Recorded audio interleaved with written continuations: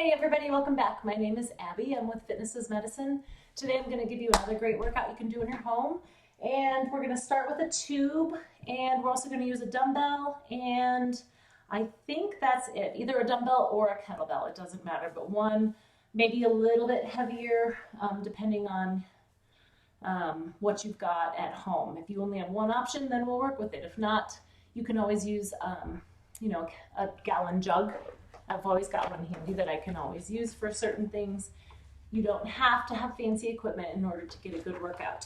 Okay, so we're gonna start today with a one-arm row. Remember to come into these workouts warmed up and ready to go. The reason for that is to get your heart rate up, get your muscles warmed up to help prevent injury, and so that you can get through the exercises more efficiently. Okay, so we are going to do a row today to begin with. Now you can either do this seated on a ball or a chair. I'm going to do it standing. So an athletic stance, like I always talk about, hips back just a little, knees bent, core tight. So facing your chest towards the wall, you're going to pull with one arm. You're going to drive one elbow towards the back of the room, really thinking about squeezing that shoulder blade towards your spine. The benefit of working one side at a time is really focusing on making that one side work versus when you do both at a time, which is great, it's not bad, it's good to mix it up. One side can kind of assist and help the other side. So this is a good way to work on one side that may be weaker and bring it up to speed a little bit, as they say. Okay, switch sides. Readjust, make sure your shoulders are even, nice and square, shoulders down, and good posture. Now back to the other side. 2, make sure you're breathing. Now I am keeping your feet stable and your core stable here. There's ways you can do this, staggering your feet and things, but this is a good way to engage your core while you're doing this. So you're pulling back, squeezing your shoulder blades, and not letting your spine twist. So sort of resisting wanting to do this makes all of this all the way around tighten and control and ultimately get stronger. One more. All right, good. You may find that one side feels a little easier than the other. And you can adjust, you can step closer if you need to make the one arm a little bit easier. Sometimes if you've had an injury on one side or the other, this is a good way to do it because you could even use a different kind of band for that lighter or injured side so that you don't continue to injure it and you continue to make it stronger without overdoing it. Okay, next we are going to do an assisted squat. So I want you to use a kitchen counter or a chair or a really solid piece of equipment in order to do these squats. Even if you're really good at squats, sometimes it's a good review on exactly where you should be feeling it and maybe getting a little bit deeper in your squat than maybe you can without assistance. So I say this a lot, but standing at a kitchen counter with your hands wrapped around the sink is about the best way to do this. If you're not in a kitchen, or like if you have a bar at your house, or if you have a good solid sturdy piece of equipment here, you can also use a kitchen chair. Wherever you are, stand up nice and close to your piece of equipment, to your counter, to your bar, to your sturdy thing. Now, the reason I want to do this, I'm going to use this so I can really sit back and show you, because I can pull on this more than I can my chair. I can sit way back. Now, you don't have to go that deep, but what I'm saying is, using this solid thing, I can really focus on sitting back and really focus on form without having to worry about, sometimes when we're doing squats, it's easy to kind of, like our knees want to go forward or our knees hurt more so we can't quite go down as far as we want. You can take a lot of your weight out of it by just holding on to get a deeper range of motion. So sometimes if people have knee pain and they come in and I will have them do squats at my bar. I have a bar that's like a kitchen counter type. So by sitting back and using this to hold their weight a little bit, they can get a little bit further range of motion without knee pain. So Let's try 10 of these. I'm going to use my heavier piece of equipment here. Using it to lean on a little bit. Sit back, take a little bit of a weight off. Keeping your chest nice and tall. This is your chance to work on perfecting your squat. So really sitting back. When you get down to that deepest point, squeeze your glutes to come up. Also, focus on keeping your knees equal distance apart. Sometimes when people do squats, it's common for their knees to kind of go in like that. This is another good chance to really just work on your good form. Sometimes it's a good reminder exactly how it should feel and how it should look,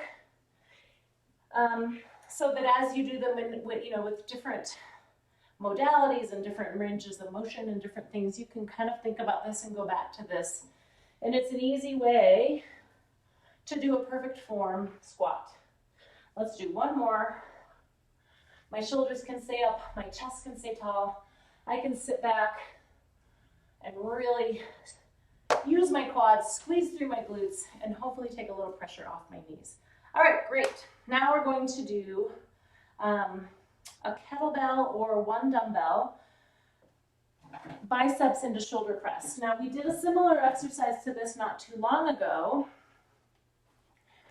The reason I like this so much, remember to use good form, picking up your equipment. The reason I like this type of motion so much is this is really functional. This is something you have to do a lot. So you go to the grocery store or you're unloading the dishwasher and you need to put dishes in a high cabinet. You're lifting them up and you're setting them up high, correct? So that's what we're going to do again today. We did that a little bit the other day. And I'll continue to work on similar motions. But just stand with your feet about shoulder width apart. You're gonna hold the kettlebell like this, or if you have a dumbbell, just hold the sides like this. So we'll curl up and then press up over your head. So similar if you were having to put a heavy pot high up in a kitchen counter or a kitchen cabinet. All right, so elbows in nice and tight, lift and press. Now, if you feel your back do this, like if you're bending back, it's too heavy, grab a lighter weight. I want you to be able to stay nice and stable, keep your core engaged, and lift up. Now, we're lifting straight up overhead. If you were having to put a heavy pot or, a platter in a higher cupboard, something like that, a pitcher, or like a can, a big can of something that you just got at the grocery store, your gallon of milk goes on the top shelf, whatever it is. Another way to do this so that you are protecting your back, because you're not only going to be pushing it straight up, right? Like you're going to be putting it up here in front of you. Stagger your feet, one foot in front of the other. So up and then up. So if you have to go here and then put it up high, you're not compromising your back so much. So I'm going to do that with this one now, just show you. So we're here, we're going to put it up high, right? So my feet are staggered, so my back is protected. If my feet are here and I'm putting something out here away from my body, my back takes that. Stagger your feet. So right now we're just going bicep shoulder press. However, if you find yourself in your house putting away a heavy something or other, it's going to have to go in front of you. Stagger those feet so you're able to move your weight back and forth. Put that heavy thing up high. Let's do 2 more here. You're working on that upper body strength. And 10. All right, good. We probably did way more than 10, but that's okay. Okay, next we're going to do marches again. We're going to do a slow march kick this time.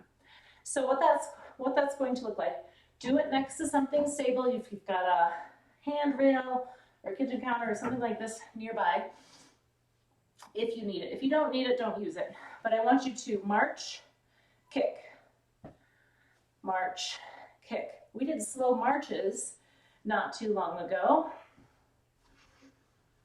We're adding a little kick. Now, if this is too much, then try seated. Try them seated. So grab a ball or sit on a sturdy chair. March, kick. March, kick. So start with them standing, but if that's just too much and you can't do it, try them seated. Now, the challenge is when you're seated, try not to do this type of thing. Don't compromise your back and, disengage your core. Keep your core nice and strong. Stay nice and level. And make those legs work. Hang on to the sides of the ball if you need to. Let's do 2 more. So remember, if you're still standing, same thing. You want to stay nice and stable here.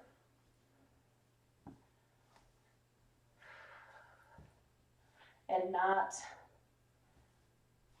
break that good posture and straight, stable core. Okay, good. Now we're going to lower down to the floor and do a plank. So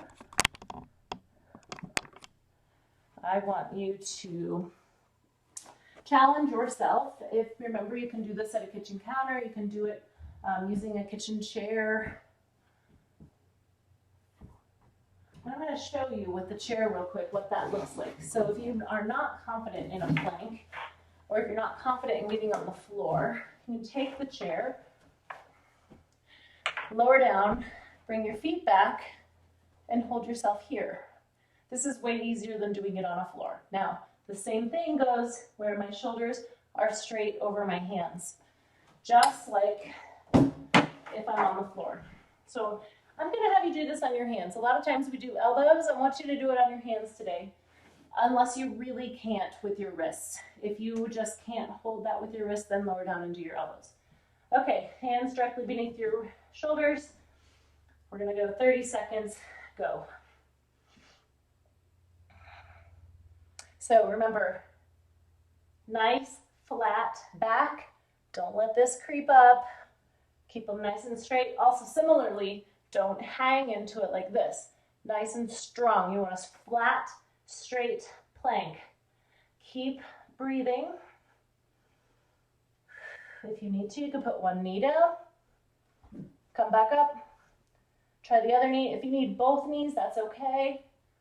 And that's 30 seconds. Okay, very good. We have one more. We're going to do another balance exercise here. I'll get this out of the way. We're going to do a tightrope walking. So grab something like a pillow or a small medicine ball or just something to hang on to. So I just have a very lightweight medicine ball here.